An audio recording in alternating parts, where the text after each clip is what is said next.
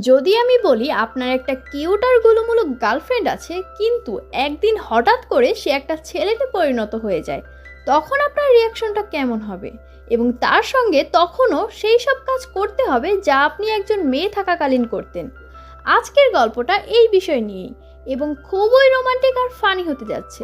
তো আর বক বক না করে মূল গল্পে ফিরি।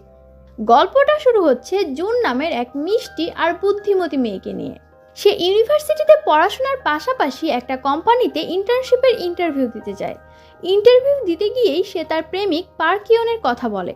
পার্কও একই ইউনিভার্সিটিতে পড়ে আর জুনকে চোখের মণির মতো ভালোবাসে। প্রতিদিন তার জন্য ছোট ছোট উপহার নিয়ে আসে। যেমন একদিন হিল পরে হাঁটতে গিয়ে জুনের পা কেটে গেলে পার্ক তৎক্ষণাৎ ব্যান্ডেজ করে আর স্লিপার এনে দেয়। সে সত্যিই জুনের কতটা যত্ন নেয় তা বোঝা যায়। এরপর খেতে খেতে তারা ট্রিপের পরিকল্পনা নিয়ে কথা বলে। পার্ক জানায় ট্রিপে গিয়ে তারা রাত 9টার মধ্যেই ঘুমিয়ে পড়বে। এটা শুনে জুন লজ্জা পেয়ে যায় এবং বলে, তুমি না এসব কথা বলছো কেন, সবাই শুনে ফেলবে। এরপর পার্ক তাকে বাসায় পৌঁছে দিতে যায় এবং বাসার বাইরে তারা চুমু খেতে থাকে। ঠিক তখনই আমরা জুনের বড় বোন জিহাকে দেখি। সে এসে বলে, তোমরা এখানে এসব কি করছো? এসব খোলামেলায় না করে ঘরে গিয়ে করো। পার্ক লজ্জা পেয়ে যায়। এরপর জুন তার বোনের সঙ্গে বাসায় ঢুকে পড়ে আর পার্কও চলে যায়।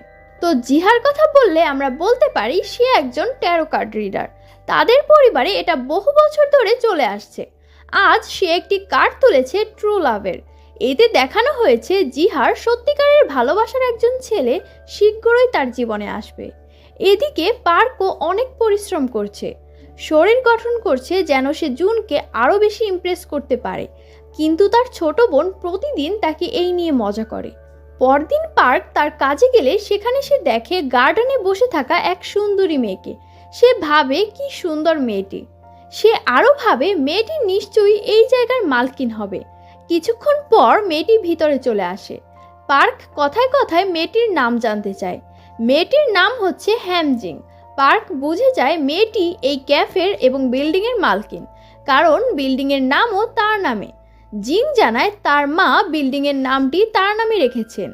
এতে পার্ক বেশ অবাক হয়, এত অল্প বয়সী মেয়েটি এত ধনী। এদিকে জুন তার বান্ধবী এরির বাসায় যায়। পুরো বাসা খালি, কারণ এরি কাপড়ের আলমারিতে লুকিয়ে বসে আছে। সে আসলে একজন রাইটার, কিন্তু কিছুই লিখতে পারছে না। এজন্য সে খুবই হতাশ। জুন বলে, আমি তো পার্কের সঙ্গে 2 দিনের জন্য ঘুরতে যাচ্ছি। এরি বলে, তুমি তাহলে আমাকে প্রবলেমে রেখে নিজে একা একা মজা করতে যাচ্ছ? এরপর এরি তাকে একটা প্রোটেকশন দেয় এবং বলে, নাও এটা রাখো, বিশেষ সময়ে কাজে লাগবে। জুন লজ্জা পেয়ে ব্যাগে রেখে দেয় এবং বলে, তুমি এসব নিয়ে ঘুরো কেন? এরি বলে, কে জানে কখনকার লেগে যায়। এরপর জুন বাসায় ফিরে আসে। রাতে পার্ক তাকে বাসার বাইরে ডাকে। সে একটি লাক্সারি গাড়ি নিয়ে আসে। এটি আসলে তার বসের গাড়ি এবং ট্রিপে যাওয়ার জন্য বস তাকে দিয়েছেন। জুন বলে, এত দামি গাড়ি, যদি স্ক্র্যাচ লাগে তাহলে? পার্ক বলে, আরে কিছু হবে না, আমার বস আমার উপর খুব ভরসা করেন, কারণ আমি খুবই পরিশ্রমী। এরপর আমরা একটা ফ্ল্যাশব্যাক দেখি। বিল্ডিংয়ের মালকিন জিং খুবই একা, তার কোনো বয়ফ্রেন্ড নেই। সে কাউকে ডেট করতে চায়, এজন্য সে পার্ককে তার বয়ফ্রেন্ড হতে বলে। বিনিময়ে বিল্ডিংটাও পার্ককে দিয়ে দেবে যদি সে তাকে বিয়ে করে। কিন্তু পার্ক একজন সৎ ছেলে। সে নিজে না করে অন্য এক ছেলের ছবি দেখিয়ে বলে, এই ছেলেটা কেমন? জিং বলে, এই ছেলে তো খুবই হ্যান্ডসাম। তখন পার্ক বলে, তাহলে তার নাম্বার নিয়ে নাও। এই নাম্বার দেওয়ার বিনিময়েই পার্ক সেই লাল রঙের লাক্সারি গাড়িটা পেয়েছে। তখন তারা আবারও খুশিতে চুমু খাচ্ছিল। জিহা উপর থেকে সেটা আবার দেখে ফেলে। সে চিৎকার করে বলে, রুমে গিয়ে করো, ভালোভাবে করতে পারবে। এরপর আমরা দেখি পার্ক বাসায় চলে আসে। সে সব কিছু প্যাক করে রাখছিল। সে একটা নেকলেসও কিনেছে জুনের জন্য। ওইদিকে জুনও সব কিছুর প্রস্তুতি নিয়ে নেয়। ফেস প্যাক লাগায়, কারণ পরদিনই তাদের ট্রিপ। পরদিন সকালে পার্কের বোন বলে, তুমি কোথায় যাচ্ছ? এত হিরো সাজছ কেন? পার্ক বলে, না না, আমি কাজের ট্রিপে যাচ্ছি। কিন্তু পার্কের মা সব বুঝে যায়। সে চোখ বন্ধ করে বলে, হে ঈশ্বর, আমার ছেলের আর তার গার্লফ্রেন্ডের নিরাপত্তা দিও, কারণ তারা প্রথম ডেটে যাচ্ছে। ওইদিকে জিন ঘুম থেকে উঠে সোজা বাথরুমে চলে যায়। আয়নায় দেখে সেখানে একটা ছেলে দাঁড়িয়ে। এটা জিন না, এটা এখন একজন ছেলে। জিন খুবই ভয় পেয়ে যায়। পেছন থেকে জিহা এসে জুনকে দেখে মারতে শুরু করে। জুন চিৎকার করে, দিদি আমি জুন, কিন্তু জিহা কিছুতেই বিশ্বাস করে না। তবে জুন এত হ্যান্ডসাম যে জিহা থেমে যায়। সে বলে, আমার তো মনে হচ্ছে এটা স্বপ্ন। জিহা বলে, চলো চুমু খাই, বুঝতে পারবো যে এটা স্বপ্ন নাকি বাস্তব। জুন বলে, উহু আমি জুন, আমি জুন। সে বারবার বলতে থাকে। পরিবেশটা তখন শান্ত হয়ে যায়। জিহা বলে, তুমি এত হ্যান্ডসাম কিভাবে হলে? জুন বলে, হ্যান্ডসাম হওয়া গুরুত্বপূর্ণ না, আমি ছেলে হয়ে গেছি এটাই ব্যাপার। এরপর সে তার ট্যাটু দেখায়, এটা সিস্টার ট্যাটু। তখন জিহার পুরো বিষয়টা বিশ্বাস হয়ে যায়। এটা তার বোন জুনই, কারণ তারা ছোটবেলায় বাবা মার কথায় এই সিস্টার ট্যাটু করে রেখেছিল। পরদিন হচ্ছে ট্রিপের দিন। পার্ক লাক্সারি গাড়ি নিয়ে তার বাসায় আসে, কিন্তু জিহা বলে জুনের শরীর খারাপ, সে কারো সঙ্গে দেখা করতে চায় না। ওপর থেকে জুন সব দেখে। পার্ক মন খারাপ করে চলে যায়। সারাদিন সে জুনকে মেসেজ করে যায়। রাতে জুন মেসেজগুলো পড়ে। সেখানে লেখা, আমি তোমাকে ভালোবাসি, তোমার সঙ্গে দেখা করতে চাই। তারপর অনেক দিন এভাবেই কেটে যায়। প্রতিদিন পার্ক এসে খাবার রেখে যায়, উপহার দেয়। এরও অনেক দিন পর জিহার মনে একটু দয়া জাগে। সে জুনকে বলে, তুমি কেন ব্রেকআপ করছো না, অথবা তাকে সত্যিটা কেন বলছো না? তাই পরদিন জুন গিয়ে পার্ককে সব কিছু বলে, কিন্তু সে কিছুতেই বিশ্বাস করে না। পার্ক বলে, তুই একটা পাগল।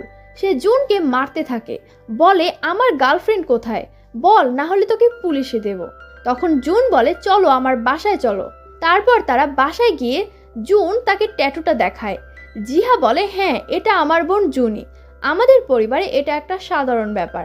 আমাদের মাও একবার ছেলে হয়ে গিয়েছিল, কিন্তু দ্রুত ঠিক হয়ে গিয়েছিল। কিন্তু জুনের সাথে তো অনেক দিন হয়ে গেছে, এখনো কোনো পরিবর্তন নেই। পার্ক চলে যেতে থাকে আর ভাবতে থাকে তাদের প্রথম দেখা কবে হয়েছিল। পার্ক ব্লাইন্ড ডেটে এসেছিল, সেখানে জুনও এসেছিল। তারা একে অপরকে দেখে ভুল করে বসে পড়ে। হঠাৎ আরেকজন আসে, তার নামও জুন। মানে হচ্ছে পার্ক ভুল জুনের সঙ্গে বসেছিল। জুনও বুঝে যায়, আমি তো ভুল পার্কের সঙ্গে বসে আছি। সে উঠে চলে যেতে চায়, কিন্তু পার্ক তাকে থামিয়ে দেয়, কারণ মানুষ ভুল হলেও সংযোগটা ঠিক হয়ে গিয়েছিল। তখন থেকেই তারা একসঙ্গে থাকে। প্রথম চুমুও জুনই দিয়েছিল। তারপর আবার সিন ফিরে আসে বর্তমানে। পরদিন পার্ক কাজে গেলে সেখানে তার বন্ধু মিন তাকে দেখে জিজ্ঞেস করে, তোর কি হয়েছে? পার্ক বলে, ধর যদি তোর গার্লফ্রেন্ড হঠাৎ ছেলে হয়ে যায়, তুই কি করবি?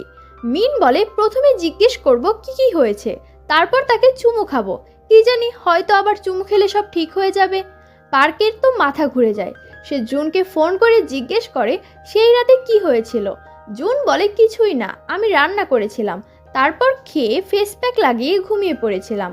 পার্ক বুঝে যায় সব তো স্বাভাবিকই ছিল, তাহলে নিশ্চয়ই চুমু খেলেই সব সমাধান হয়ে যাবে। সে জুনের বাসায় যায়। জুন বলে, এত রাতে তুমি এখানে কেন? পার্ক বলে, আমি তোমাকে চুমু খাওয়ার জন্য এসেছি। সে জুনকে দেয়ালে ঠেলে গভীর চুমু খেতে থাকে। এখানেই আমাদের এপিসোড 1 শেষ হয়ে যায়। এর পরের এপিসোড দেখতে চাইলে আমাদের চ্যানেলটি সাবস্ক্রাইব করে অবশ্যই কমেন্ট করে রাখো, কারণ এই ড্রামাটা অত্যন্ত ফানি এবং ইন্টারেস্টিং।